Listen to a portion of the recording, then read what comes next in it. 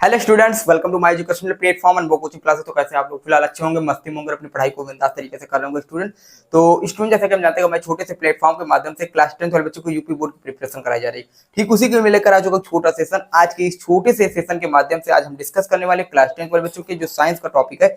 Science में हम आज डिस्कस करेंगे, जैसा कि देखिए किस प्रकार हम 70 प्लस 95 प्लस टारगेट कर सकते हैं, 65 प्लस। ठीक, 30 नंबर आपके जो हैं क्लास 10 में साइंस हो चाहे जो भी सब्जेक्ट हो, सब में आपको 30 नंबर आपके विद्यालय की तरफ से मिल जाते हैं। हमको अगर मेहनत करना रहता है, अगर स्ट्रगल करना रहता है, तो वो हमारा है 70 नंबर। 70 नंबर में हम अगर टारगेट रखते हैं 65 का प्लस का, तो हमारा है देखिए किस प्रकार हम स्टडी रखते हैं। देखिए जो बच्चे अभी हमें हमारे चैनल से नहीं जुड़े हैं, अभी मैं कह रहा हूँ जुड़ जाइएगा। अभी तक हमारे चैनल को सब्सक्राइब नहीं किया तो सब्सक्राइब कर दीजिए और हमारे छोटे से प्लेटफॉर्म के माध्यम से जुड़ जाइए। चैनल बहुत छोटा है, कोई दिक्कत नहीं है, लेकिन आपको देखिएगा यूपी बोर्ड एग्जाम 2025-26 यानी जो बच्चे 2025-26 की प्रिपरेशन कर रहे हैं, यानी 26 में एग्जाम देंगे, तो उनके लिए देखिए मोस्ट इंपॉर्टेंट टॉपिक किस प्रकार रहने वाला है साइंस का। तो आज टॉपिक के बारे में डिस्कस करेंगे। उससे पहले मैं आप लोग को बता दूं कि हमारा जो साइंस है वो साइंस क्या है। साइंस के टोटल 3 पार्ट हैं। 3 पार्ट में अगर बात करें तो फर्स्ट पार्ट क्या होता है, केमिस्ट्री होता है। ठीक, अगर पहले पार्ट की बात की जाए तो पहला पार्ट हमारा केमिस्ट्री आता है, यानी रसायन विज्ञान आता है। दूसरा पार्ट हमारा बायोलॉजी आता है, जो कि जिसे कहते हैं जीव विज्ञान। और तीसरा पार्ट हमारा होता है फिजिक्स, जिसे कहते हैं भौतिक विज्ञान। टोटल 3 पार्ट से मिलकर बना हमारा साइंस। और साइंस में विज्ञान जो है, अब किस प्रकार का कौन से क्वेश्चन कहां से पूछे जाएंगे, उनको आज हम डिस्कस करेंगे। उसमें हम लेकर आए केमिस्ट्री के बारे में। आज केमिस्ट्री को डिस्कस करेंगे, केमिस्ट्री में किस प्रकार के क्वेश्चन पूछेंगे। और उसके साथ साथ हम रिएक्शन को पढ़ते चले, क्योंकि हमने पिछले सेशन में भी कहा है और जितने भी सेशन हुए हैं उनमें हमने कहा अगर आपको 65 प्लस का टारगेट रखना है तो भैया केमिस्ट्री के रिएक्शन, बायोलॉजी के डायग्राम और फिजिक्स के न्यूमेरिकल प्रैक्टिस कर डालिए, आपके 65 प्लस कहीं नहीं जाने वाले। ठीक, देखिए हमारे पास देखिए UP board exam most important topic कहां से क्वेश्चन ये आएंगे, उनके लिए हम आज डिस्कस करेंगे। देखिए पहला चैप्टर, टोटल 4 चैप्टर हमारी केमिस्ट्री के हैं। 4 चैप्टर में देख लेते हैं कौन कौन से चैप्टर हैं। तो पहला चैप्टर की बात की जाए तो पहला चैप्टर हमारा क्या है, रासायनिक अपक्रिया में उसके प्रकार। ठीक, जो पहला चैप्टर है उसमें क्या है, रासायनिक अपक्रिया में उसके प्रकार है। दूसरा चैप्टर हमारा बात करते हैं तो वो अम्ल क्षार एवं लवण वाला है। ठीक, और तीसरा चैप्टर हमारा धातु एवं अधातु वाला चैप्टर है, यानी मेटल वाला। ठीक है, और चौथा चैप्टर हमारा जो है कार्बनिक यौगिक वाला चैप्टर, जो मोस्ट इंपॉर्टेंट चैप्टर है फॉर क्लास 10 के लिए केमिस्ट्री का। ठीक, तो चौथा चैप्टर जो है कार्बनिक यौगिक वाला जो चैप्टर है वो मोस्ट इंपॉर्टेंट रहने वाला है। ठीक, अब देखिए हमारे पास अब 4 चैप्टर में से अब कौन कौन से इंपॉर्टेंट है। पहला चैप्टर है रासायनिक अपक्रिया एवं समीकरण। उसमें से है रासायनिक समीकरण को संतुलित करने की विधि। भैया जो आपके रिएक्शन है, हमने पहले बताया था रिएक्शन मोस्ट इंपॉर्टेंट केमिस्ट्री का, तो उसमें से हम बात करते हैं। तो इसमें हम बात करेंगे रासायनिक समीकरण को, यानी जो केमिकल रिएक्शन रहता है उन रिएक्शन को कैसे बैलेंस करते हैं, यानी संतुलित करते हैं। ठीक, बैलेंस करने की विधि। अब देखिए जो रिएक्शन होगा, रिएक्शन हमारे पास जैसे हमारे पास दे रखा कोई भी रिएक्शन, मान लीजिए जैसे C+O2। ठीक, और गिव्स आउट दे रखा है CO2, यानी हमारे पास कार्बन और ऑक्सीजन, कार्बन ऑक्सीजन रिएक्ट करके क्या बना देते थे, कार्बन डाइऑक्साइड। अब दो रिएक्शन ये दोनों मिलकर कार्बन डाइऑक्साइड बना रहा है, तो जो कार्बन और ऑक्सीजन ये हमारा होता है अभिकारक। क्या होता है, अभिकारक। और उसके बाद जो बनता है वो हमारा होता है उत्पाद, यानी प्रोडक्ट। ठीक, जो रिएक्शन के पश्चात प्राप्त होता है, बनके तैयार होता है, उसे कहते हैं उत्पाद। और जो हमारा अभिक्रिया में भाग लेता है उसे कहते हैं अभिकारक। तो आप लोग की परिभाषा पेपर पूछी जाती है, 1-2 नंबर की पूछा जाता है कि अभिकारक क्या होता है, उत्पाद क्या होता है। हमने पिछले सेशन बताया, आप जाके प्लेलिस्ट में देखिएगा। ठीक, तो अभिकारक क्या होता है, जो हमारे केमिकल रिएक्शन यानी जो हमारे रासायनिक समीकरण में भाग लेते हैं, पार्टिसिपेट करते हैं, उनको हमारे अभिकारक कहलाते हैं। उसके बाद जो अभिकारक जो रिएक्शन के अभिक्रिया के फल स्वरूप में प्राप्त हो जाता है, जो बन जाता है, उसे हम कहते हैं प्रोडक्ट। जैसे हमारे पास कार्बन और ऑक्सीजन हमारे रिएक्शन में भाग कर रहे हैं, पार्टिसिपेट कर रहे हैं या भाग ले रहे हैं, तो इसे क्या कहते हैं, हम कार्बन और ऑक्सीजन जो हो जाएगा ये हमारा क्या हो जाएगा, ये हमारा अभिकारक हो जाएगा। उसके बाद अब जो कार्बन ऑक्सीजन के रिएक्शन के रिएक्ट के पश्चात यानी अभिक्रिया होने के पश्चात फलस्वरूप जो हमें मिल रहा है कार्बन डाइऑक्साइड, ये हमारा जो है उत्पाद है। ठीक, तो ये हम क्या कह सकते हैं, ये एक प्रकार की रिएक्शन, एक प्रकार समीकरण जो हुआ संपन्न हुआ है, तो इस प्रकार हम कह सकते हैं। ठीक, अब इन्हीं रिएक्शन को कैसे बैलेंस करते हैं, किस प्रकार संतुलित करते हैं, तो इनके लिए आप देख सकते हैं। पहले देखते हैं जो रिएक्शन है वो बैलेंस है या नहीं है। ठीक, अब देखेंगे हमारे पास कार्बन के परमाणुओं की संख्या और ठीक, यानी आप एक प्रकार समझ लीजिए अभिकारक के परमाणुओं की संख्या और उत्पाद के परमाणु की संख्या अगर बराबर है तो समझ जाएंगे कि जो रिएक्शन होता है, जो समीकरण होता है रासायनिक समीकरण, वो बैलेंस है। ठीक, अगर अभिकारक के परमाणु की संख्या उत्पाद की परमाणु की संख्या नहीं बराबर है तो रिएक्शन बैलेंस नहीं होगा, अनबैलेंस होगा, यानी असंतुलित समीकरण कहलाएगी। ठीक, तो मैं उम्मीद करता हूं उतना आप लोग को समझ में आ रहा होगा, समझ में आ गया होगा, कोई दिक्कत नहीं, कोई समस्या नहीं। ठीक, तो 1 मिनट रुकिएगा, लाइटिंग थोड़ा दिक्कत हो गई।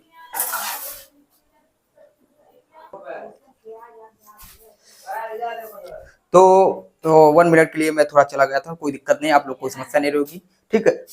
तो देखिएगा यहाँ पर क्या है, तो यहाँ तक हो गया था कार्बन और O2, ठीक। तो मैं इसमें बात करूंगा अभिकारक, आप लोगों को पता चल गया होगा कार्बन डाइऑक्साइड क्या होगा, तो ये सब पता रहा होगा, ठीक। अब देखिए यहाँ पर क्या था, हम बता रहे हैं संतुलित असंतुलित। अब देखिए कोई भी अगर अभिकारक के परमाणु की संख्या और उत्पाद के परमाणु की संख्या अगर बराबर नहीं है तो क्या करते हैं, रिएक्शन अनबैलेंस होता है, यानी असंतुलित समीकरण होता है, आप लोगों को पता होगा, ठीक। अगर बैलेंस है तो ठीक है, अगर नहीं बैलेंस है तो क्या करना है, हमको रिएक्शन बैलेंस करना पड़ता है। तो वही बैलेंस करने की विधियां हैं, आप लोग देंगे, ठीक। अगर आप लोग को नहीं तैयार करिएगा, हम इस पे सेशन ले चुके हैं, अगर नहीं समझ में आ रहा तो एक बार कमेंट कर दीजिए, इसका फिर से एक अलग सेशन ले लेंगे, आप लोग को समझा देंगे, ठीक। कई प्रकार के हम रिएक्शन बताएंगे किस प्रकार संतुलित करते हैं, तो आप लोग टॉपिक समझा दिया जाएगा, आप लोग समझ लीजिएगा, ठीक। तो रासायनिक समीकरण को संतुलित करने की विधियां, अब देखिए किस प्रकार, जैसे यहाँ देखिए कार्बन की परमाणु 1 है, यहाँ पर ऑक्सीजन परमाणु 2, इधर भी कार्बन परमाणु 1 है, ऑक्सीजन परमाणु 2 है। तो इस प्रकार ये जो रिएक्शन है, ये रिएक्शन संतुलित रासायनिक समीकरण है, ठीक। अगर नहीं है बराबर तो बराबर करिए। जैसे हमारे पास एक रिएक्शन देख लीजिए, H2 हाइड्रोजन गैस और प्लस ऑक्सीजन गैस मिलकर रिएक्ट हो जाता है तो जल बना देता है, ठीक। अब देखिए हाइड्रोजन जो है, इसकी जो परमाणु है, ये 2 परमाणु हाइड्रोजन है, जो ऑक्सीजन है, ऑक्सीजन के 2 परमाणु है, लेकिन यहाँ देखिए हाइड्रोजन के 2 परमाणु, लेकिन ऑक्सीजन का 1 परमाणु है। तो इसलिए जो ये रिएक्शन होगा, ये बैलेंस रिएक्शन नहीं है, अनबैलेंस रिएक्शन है, यानी असंतुलित रासायनिक समीकरण है।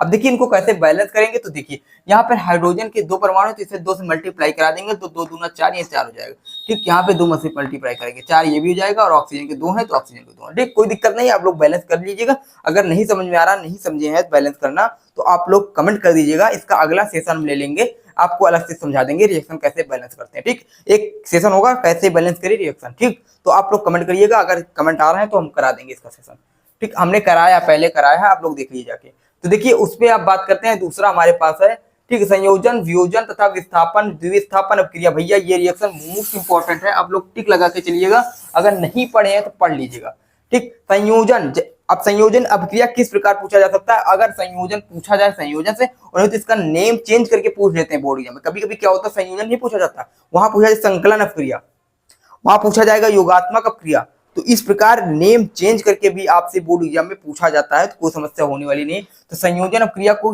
अगर नेम चेंज करके पूछा जाएगा तो हो जाएगा योगात्मक अपक्रिया। क्या होगा, योगात्मक पूछा जा सकता है, या फिर संकलन अपक्रिया कह सकते पूछ सकते हैं, ठीक है।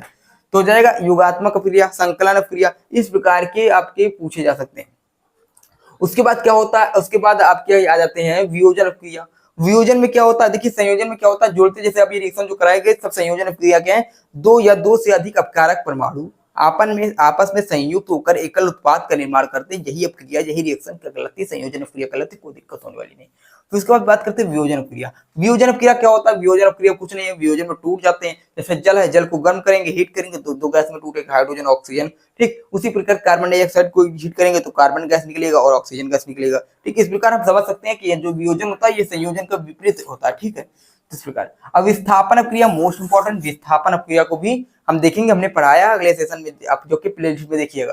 विस्थापन में क्या होता है, अधिक अपक्रियाशील तत्व कम अपक्रियाशील तत्व को उसके जलीय विलयन से विस्थापित कर देता है, यही अपक्रिया विस्थापन अपक्रिया कहलाती है, ठीक। तो इस प्रकार आप समझ सकते हैं। द्विविस्थापन में क्या होता है, आयनों का परस्पर आयन विनिमय हो जाता है, ये आप लोग तैयार कर लीजिए।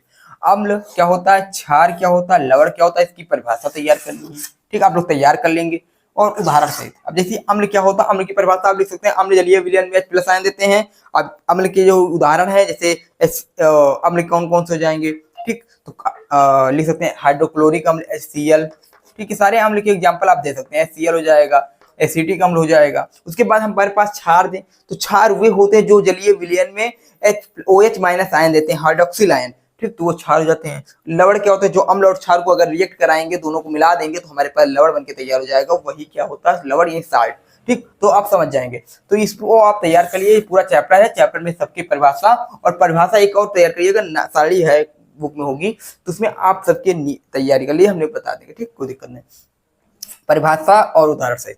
उसके बाद आता है उष्मा सेपी। उष्मा सेपी यानी उष्मा सेपी, अगर उष्मा निकले तो उष्मा सेपी, अगर रिएक्शन होने के लिए उष्मा ग्रहण करे तो उष्मा सेपी अपक्रिया।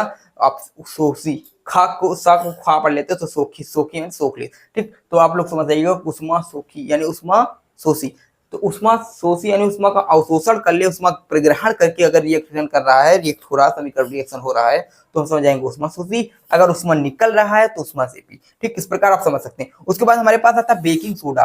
क्या आता है? Baking soda. बेकिंग सोडा क्या होता है? तो बेकिंग सोडा आप लोग बनाने की विधि तैयार कर लीजिएगा। ठीक, यही चैप्टर की बनाने की विधि आके हम बताएंगे। ठीक है, आप लोग आज खाली बता रहे हैं कि कौन कौन से टॉपिक है इंपॉर्टेंट है, आप लोग तैयार करके चलिएगा। बेकिंग सोडा, तो बेकिंग सोडा और धावन सोडा ये दोनों है मोस्ट इंपॉर्टेंट, को तैयार करके चलिएगा। बेकिंग सोडा क्या होता है? NaHCO3। ठीक, तो इसको बनाने की विधि क्या होता है? बनाने की विधि, रासायनिक गुणधर्म, भौतिक गुणधर्म, उपयोग पता तैयार करिएगा। धावन सोडा बनाने की विधि और बनाने की विधि तैयार करिएगा है। ठीक है, और उपयोग तैयार करना है, ये तैयार करके चलिएगा। और पीओपी, पीओपी क्या होता है? पीओपी का फुल फॉर्म होता है plaster of Paris. Plaster of Paris बनाने की विधि, ठीक, उपयोग और गुणधर्म, तो ये तैयार करके चलेंगे। उपयोग क्या क्या है प्लास्टर ऑफ पेरिस के? ठीक, तो मूर्तियां बनाने में करते हैं, प्लास्टर हम लोग करते हैं, आप लोग तैयार कर लीजिएगा। ठीक, उसके बाद हमारे पास आता है उदासीनीकरण। उदासीनीकरण क्या होता है? अभी हमने बताया था, अम्ल क्षार को अगर रिएक्ट कराएंगे तो जल तथा लवण बन जाता है, यही रिएक्शन उदासीनीकरण कराती है। आप लोग तैयार करके चलिएगा उदासीनीकरण के लिए, मोस्ट इंपॉर्टेंट है। ठीक, हर साल बोर्ड एग्जाम में पूछा जाता है। साबलीकरण, अगर उदासीनीकरण यानी उदासीन बन रहा है, उदासीन जल जल बन रहा है तो क्या हो जाएगा? उदासीनीकरण। अगर साबुन बन रहा है तो साबुनीकरण, अगर एस्टर बन रहा है तो एस्टरीकरण। अब रिएक्शन इनमें है, इनको बताएंगे। ठीक, अगला जब चौथा चैप्टर पढ़ाएंगे तो उसमें हम बताएंगे। अभी चौथा चैप्टर कम ये स्टार्ट करेंगे, जो जो आपके टॉपिक मोस्ट रिपोर्ट को समझाते चलेंगे। ठीक, उसके बाद आपको क्या करना? संतृप्त रिएक्शन। संतृप्त क्या होता है? संतृप्त भैया ये मोस्ट इंपॉर्टेंट। संतृप्त क्या है, असंतृप्त क्या है? अगर कार्बन कार्बन के मध्य एकल बंध हो रहा है तो संतृप्त हाइड्रोकार्बन। अगर एक द्विबंध और तीन बंध बन रहा है तो क्या होगा? असंतृप्त हाइड्रोकार्बन। इस परिभाषा तैयार करनी है उदाहरण से। ठीक, हाँ, और आईपीएससी नेमिंग जो अगला सेशन होगा केमिस्ट्री का, उसमें हम आईयूपीएससी नेमिंग लेकर आएंगे। आप लोग को होगा आईयूपीएससी नामकरण, बताएंगे किस प्रकार आईयूपीएससी नामकरण हो बनाया जाता है। ठीक, तो हम इसका अगला सेशन लेंगे। धातु अधातु का परिभाषा और उदाहरण तैयार करना है। धातु क्या है, अधातु क्या है, इसके उदाहरण, और हाँ रासायनिक गुणधर्म, भौतिक गुणधर्म। धातु उष्मा की सुचालक होती है, अधातु उष्मा की कुचालक होती है। ठीक, इस प्रकार जो रिएक्शन है, जो आपके गुणधर्म है, उनको तैयार करके चलना है, गुण तैयार करने चलना है, उपयोग तैयार करके चलना है। ठीक, तो ये हमारा जो है इंपॉर्टेंट है क्लास 10 के साइंस के। इतना ही नहीं इंपॉर्टेंट और कुछ भी है, लेकिन हम उसमें से भी इंपॉर्टेंट लेकर आए और भी पढ़ाते रहेंगे। ठीक, आप लोग को इंपॉर्टेंट बताते रहेंगे, एमसीक्यू कराते रहेंगे, कोई दिक्कत होने वाली नहीं। तो रासायनिक समीकरण एवं संतुलित करने की विधि, ठीक, संयोजन, वियोजन, विस्थापन, द्विस्थापन, अम्ल क्षार तथा लवण, परिभाषा एवं उदाहरण, उष्मा क्षेपी तथा उष्मा शोषीय क्रिया, बेकिंग सोडा, धावन सोडा, पीओपी बनाने की विधि, उदासीनीकरण, साबुनीकरण, एस्टरीकरण अभिक्रिया, संतृप्त तथा असंतृप्त परिभाषा, आईयूपीएससी नेमिंग, धातु में धातु, ये सब आपकी केमिस्ट्री के इंपॉर्टेंट टॉपिक है, इनसे आएगा क्वेश्चन। ठीक, तो मैं उम्मीद करता हूँ आप लोगों को समझ में आ रहा होगा और ये सेशन समझ में आया होगा। ठीक है, तो देख लीजिए, जो नहीं समझ में आया कमेंट बॉक्स में एक बार कमेंट कर दीजिएगा, हम समझाने का प्रयास करेंगे। ठीक, और जो बच्चे नए हैं, अभी भी हमारे चैनल से, हमारे प्लेटफॉर्म से नहीं जुड़े हैं, तो पहले प्लेटफॉर्म से जुड़ जाइएगा। और हाँ, आपके बेस्ट प्रिपरेशन के लिए हम आपसे जुड़े रहेंगे और कहीं जाएंगे नहीं। आप लोग हमसे जुड़े रहिएगा, हम आपसे जुड़े रहेंगे, बस आपकी छोटे से प्लेटफॉर्म के माध्यम से। ठीक, तो हाँ, इस सेशन के माध्यम से देखिएगा, हम आपको इस प्लेटफॉर्म के माध्यम से आपको बेस्ट से बेस्ट लाने का प्रयास करते रहेंगे और लाने का तत्पर प्रयास भी करते रहेंगे। आप लोग करते रहिएगा अपनी प्रिपरेशन के लिए। फिर मिलते हैं अगले वीडियो के साथ, अगले सेशन के साथ। यहीं तक हमारे जय हिंद, जय भारत।